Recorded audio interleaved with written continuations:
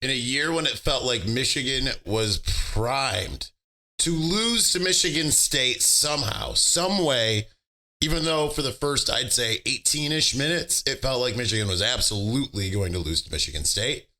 The Wolverines find a way and end up being able to beat the rival Spartans, continuing to be able to keep Paul in Ann Arbor, chirping all the little brother stuff. Let's talk about that and the Bryce Underwood recruitment on this episode of Locked On Wolverines. You are Locked On Wolverines, your daily podcast on the Michigan Wolverines, part of the Locked On Podcast Network, your team every day. Happy Monday. We're back and doing it. Locked On Wolverines podcast, part of the Locked On Podcast Network, where it's your team every day. I'm your man on the ground, Isaiah Hole, publisher of Wolverines Wire through USA Today Sports Media Group. And unfortunately, I don't have that much. I'm having voice issues still. It was actually feeling close to full strength. And then yesterday, and we'll talk about this in segment 2, I spent about 6 or 7 hours on the phone talking about the Bryce Underwood recruitment with some people who would know some things. So that will give you a kind of a, I don't want to say full update because I can't give you a full update, but I will give you an update of what I can. But let's talk about the Michigan win over MSU.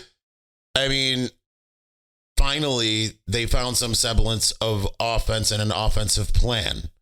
And it took a little while for Davis Warren to kind of settle in. It was kind of troubling that, first drive goes 3 and out. For the third play of the game, it's the first pass play. He's got a completely wide open Colston Loveland, doesn't even see him. So you're kind of like, okay, just going to continue to be more of the same.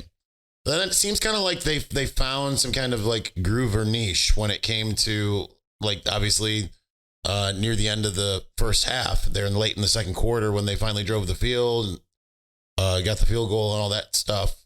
But not only the mixing in Alex Orji of it all, and the way that they did it being that him coming in frequently, not just like once a quarter or something like that. I'm not sure if he had more than one play in a row. I think he did like twice, but it was just kind of the fact that it was like, okay, he's going to come in multiple times per drive. I thought that was good. But the other part was just, using some tempo and stuff like that.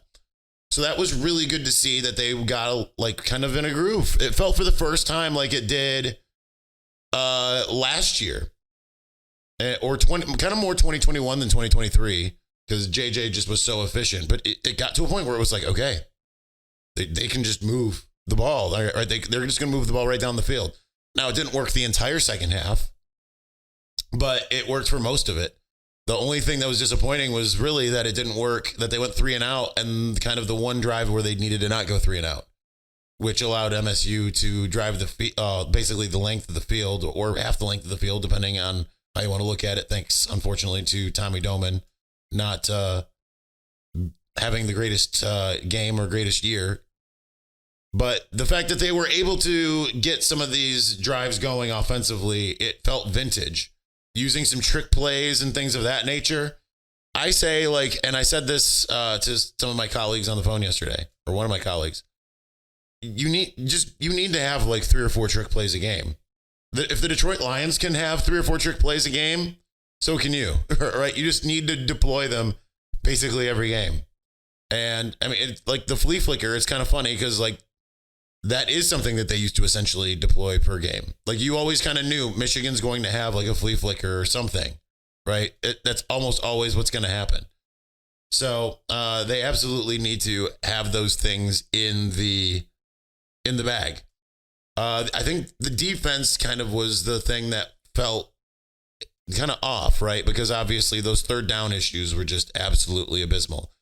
They get MSU into a 3rd and 12, and you're like, oh no, there's that sinking feeling. But then they get them into a 3rd and 1 or a 3rd and 2, and you just kind of feel okay about it, right? 3rd and short, you feel fine about generally, and 3rd and long, you don't feel good about. So that's kind of a problem, obviously, that they need to figure out. Some of the personnel groupings and alignments still seem to be very confusing, I think. But the good news was the defense still played well enough in the early going to keep Michigan State at 7, right? Because the fact that they were able to drive the field in the first series, get all the way down to the goal line, basically, get pushed back with the penalty to make it 4th and 7 after they were going to go for it on 4th and 2 with a goal to go situation, and then inexplicably miss. I mean, that's a fortuitous for Michigan. And considering that the next drive they drove the field and got a touchdown to take the lead to start the game, that didn't feel fortuitous for Michigan. But even after that, it felt like they were still able to drive kind of regularly, but Michigan got enough to make them stall out. Holding them to 7 points in the first half was just a giant win. Because it didn't feel like they had as much success in the second half, and yet they outscored themselves in the second half. They got 10 points in the second, and they got 7 in the first. So that is big for Michigan that they were able to find a way defensively to get off the field. Jair Hill, another great game. I mean, there was Amir Hall had one play that I was like, it was on that 4th and I think it was the 3rd and long on the last touchdown drive for MSU, when it was kind of like, actually I think it was on the touchdown play. Was that a 4th down? I don't remember. But that was the kind of the only time where it was like looking at Amir Hall and Wesley Walker, and you're like, what are you guys doing? Had them dead to rights, couldn't do anything about it.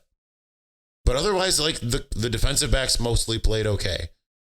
Or I should say the cornerbacks mostly played okay. Safety still feels kind of intermittent, which is kind of shocking because that was our number one position group going into the season.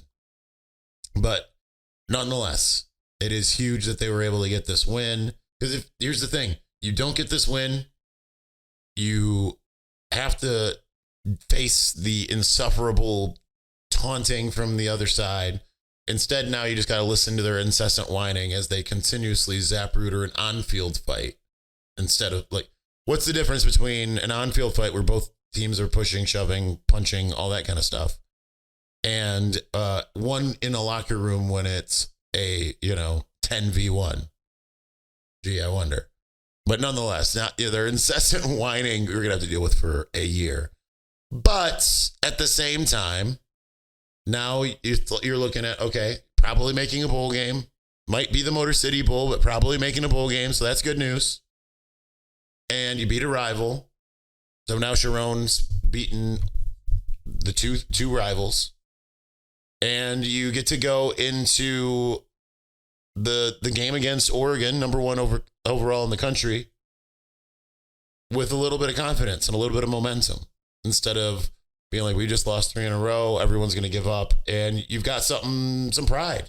You're playing with some pride. That's good to see, kind of given everything. All right, we're going to continue talking about the game and the aftermath of the game. But we're going to do that in segment 3 because I want to talk about Bryce Underwood, because I am clued in now with some really good sourcing. So we're going to kind of get into that and some other general recruiting things. I got a recruiting PSA that I got to get to, because I saw a lot of your comments on the YouTube from Friday's show when we had Bryce Marich on, and a lot of you are being very undude. So we're going to get to that as well. But before we do, team ticker behind me. That's the cool, amazing thing behind me. It's a one-of-a-kind sports sign for college sports fans. If you didn't know what team ticker is, and like I said, if you're watching on YouTube, you can see it, but it's a 1.5 by 2 foot wall sign featuring the Block M logo that's got a cool retro-looking LED display. The display is updated daily with fresh content, such as a countdown to the next game, schedules, standings, stats, and news. It's super fun and an easy and great way to stay connected with Michigan Wolverines. It's a combination of design and function that gives you an entertaining, creative way to display your team pride while providing a unique connection to your favorite team. So whether it's football, men's or women's basketball, baseball, soccer, or softball, I know I can't talk, but why can't I read? Team Ticker has you covered. Never miss a game, as the high-tech retro display provides a countdown to the next big game, as well as daily updates of the latest team news, stats, schedules, standings, and much more. Using the content control section of the mobile app allows you to control the sports you see, and remote control function allows you to jump directly to any section of the content. Each sign is officially licensed, meeting high quality standards, and is assembled by hand in the U.S. Team Ticker is the ultimate addition to your Michigan Wolverine sports collection. Once you hang it on your wall, it's going to be the talk of all your fellow Michigan fans. If you're looking for that one eye-catching item to showcase your team pride or a gift for that special Wolverines fan, go to teamticker.com and pick up your Team Ticker today. Team Ticker is the one-of-a-kind sports sign. Go to teamticker.com and use the promo code LOCKEDON to receive $50 off of your team purchase. All right, we're going to continue on here in a moment. But before we do, get ready to tackle the NFL action this week with FanDuel's America's #1 sportsbook. See, like I said, maybe my eyes aren't working either. Let's redo that. Let's restart that. Get ready to take on the NFL action with FanDuel, America's #1 sportsbook. Okay, that feels better. Because right now, new customers can get... Let's see, we're just struggling today. Right now, new customers can bet $5 and get $150 in bonus bets if you win. The FanDuel Sportsbook app gives you everything you need to place live bets on the NFL all in one place. So when you get a hunch in the middle of a game, you can check out the latest stats, view live play-by-play, and so much more on the same page where you place your bets. Just visit FanDuel.com to join today, and you'll get started with $150 in bonus bets if you win your first $5 bet. That's FanDuel.com. Never waste a hunch and make every moment more with FanDuel, an official sportsbook partner of the NFL.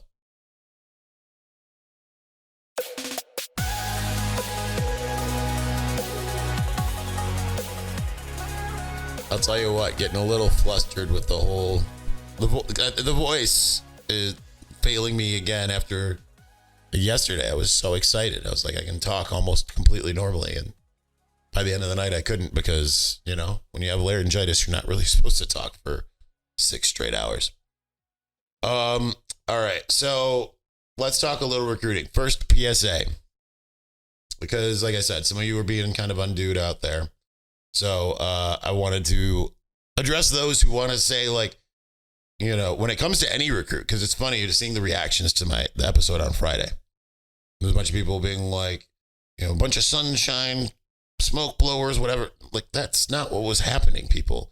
Just because the product on the field hasn't been good, just because, Michigan tends to not flip guys from the SEC and stuff like that, doesn't mean that these instances are not ones, right? Like, those of us who are like Bryce is telling you things that he knows and believes based off of real life conversations and intel that he has.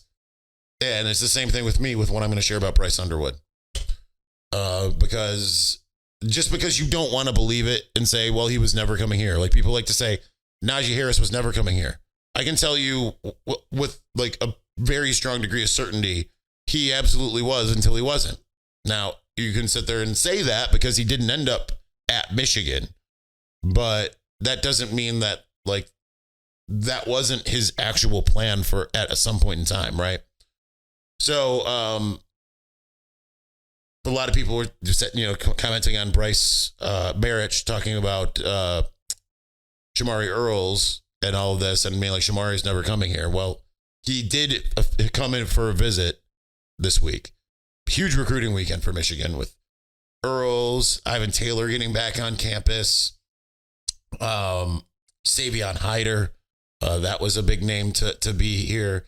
A couple other guys like Bradley Gompers, who's a Duke commit, 4-star guy, ranked just below the top 100. It was a really big recruiting weekend. One name that I'm getting, I am getting conflicting information as to whether or not he was at the game, is Bryce Underwood. Some people told me, like, hearing that he's on campus, you better watch out. I don't know if Underwood was on campus. He was not on the sidelines, did not come out with the commits, anything like that. So I saw someone say on one of the message boards, Isaiah Hull said he was there. I did not. So it's just clarifying.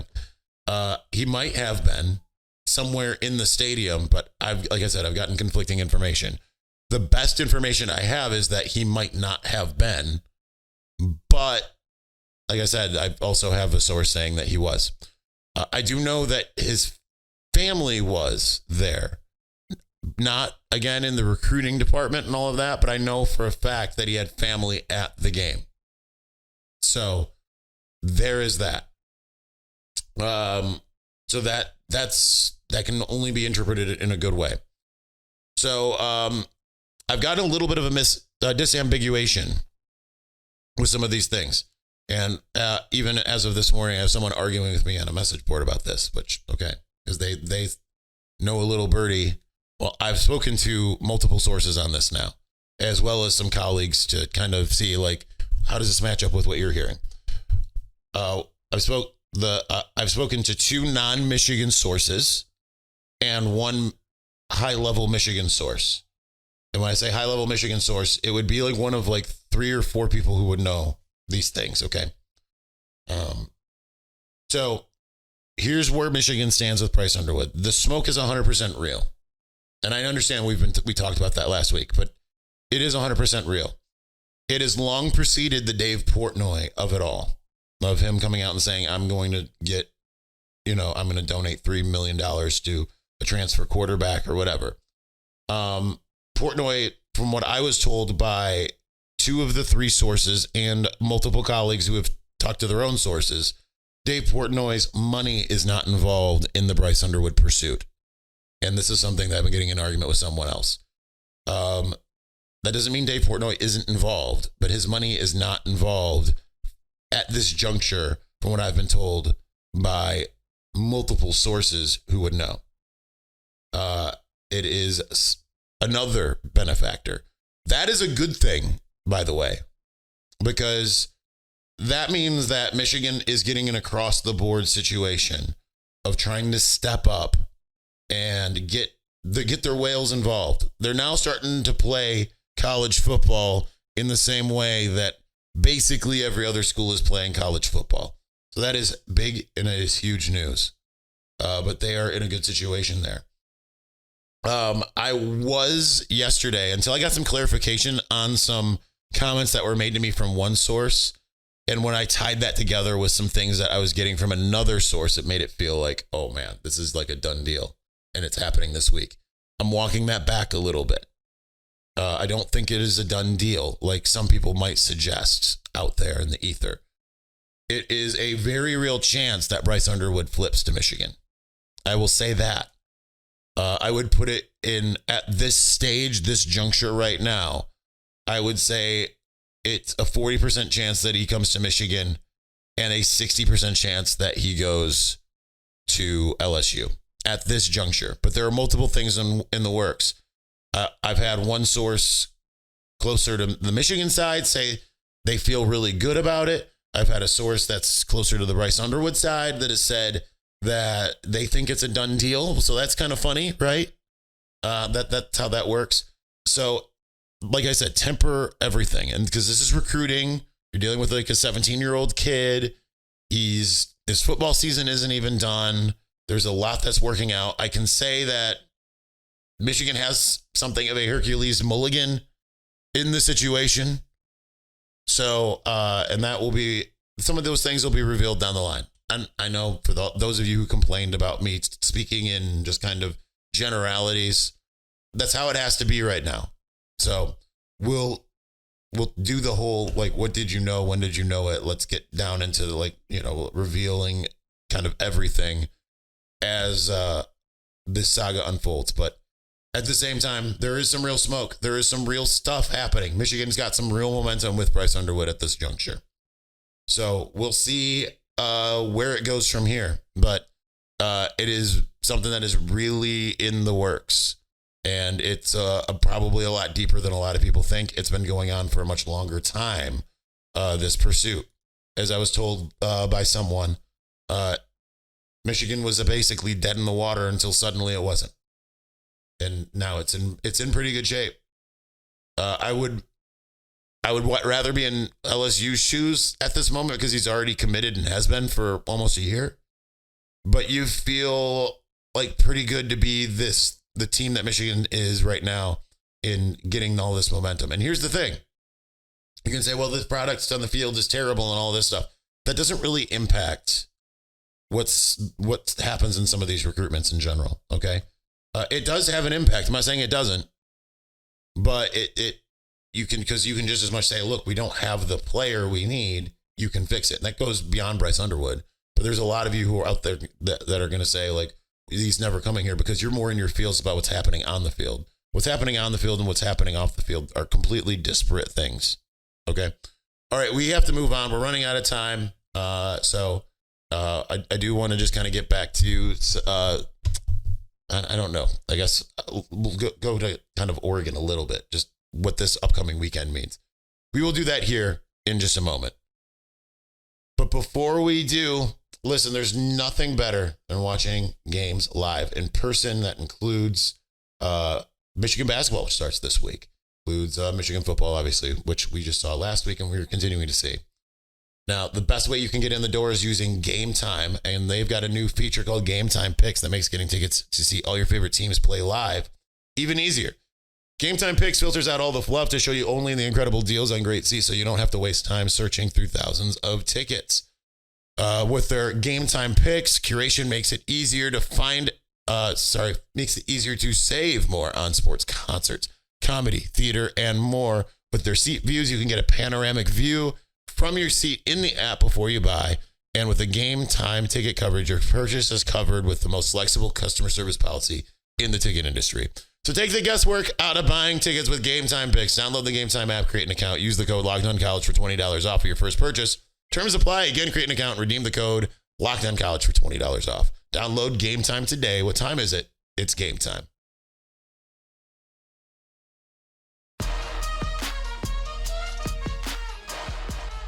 All right, we are rapidly running out of time if I'm going to get this video up in time for all of you, because I am on a time crunch, because we're recording this before the press conference on Monday.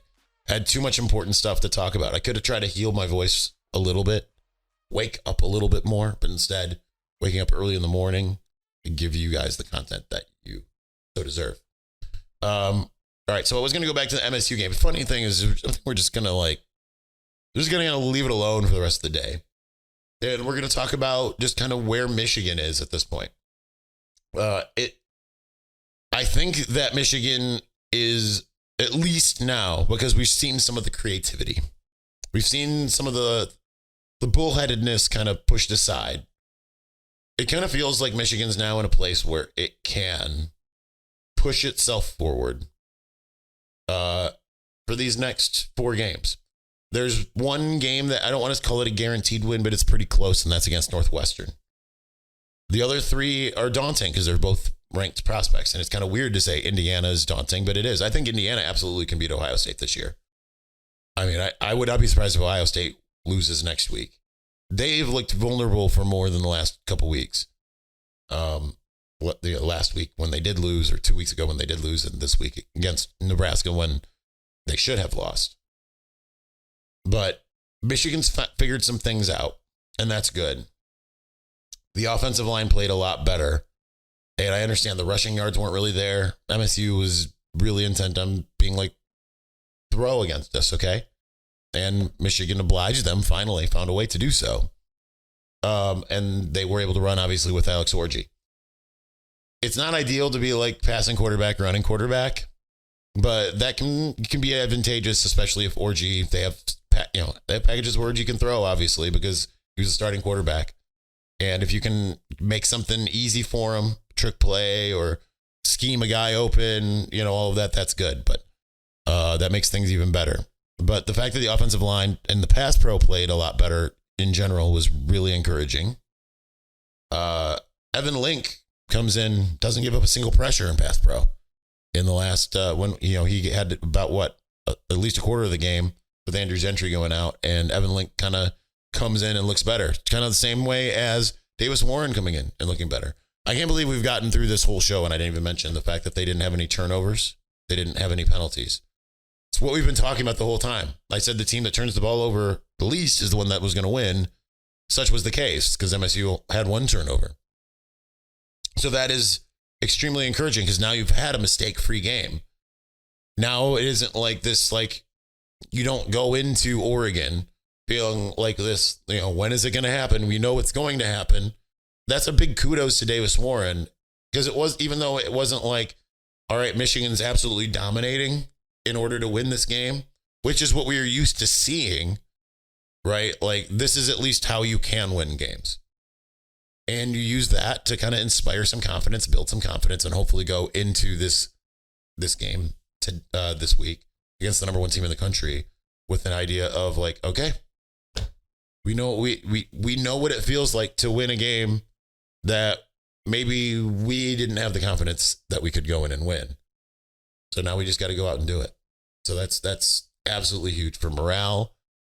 From a leadership standpoint, it was great to see Donovan Edwards and his full-throated defense of Davis Warren basically saying, like, all you fans and all you media who've counted this guy out and said bad things about him, I'm telling you to quit it. He just showed you we have full confidence in him. And you know what? Davis Warren went out there and proved it. Michigan had a plan and it worked. And it felt like it was a plan. It didn't feel like it was just throwing things against the wall.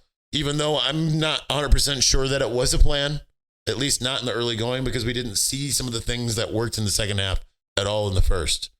But for the first time all year, it felt like the offense had multiple drives where they just controlled the entire drive, the entire series, just able to put together some plays and go down the field. It felt very much like any of the games in the last 3 years. So that's credit to Kirk Campbell and company for figuring out what to do. Hopefully they are just as innovative, inventive, and not bullheaded going into this game against Oregon. They're going to have to pull out a lot of stops. You get that win, you find yourself in a much better situation than it was looking like otherwise. All right, we will be back on Tuesday. Thank you for watching. Thank you for listening. Got to get this voice off the air. We'll talk to you again soon. Peace.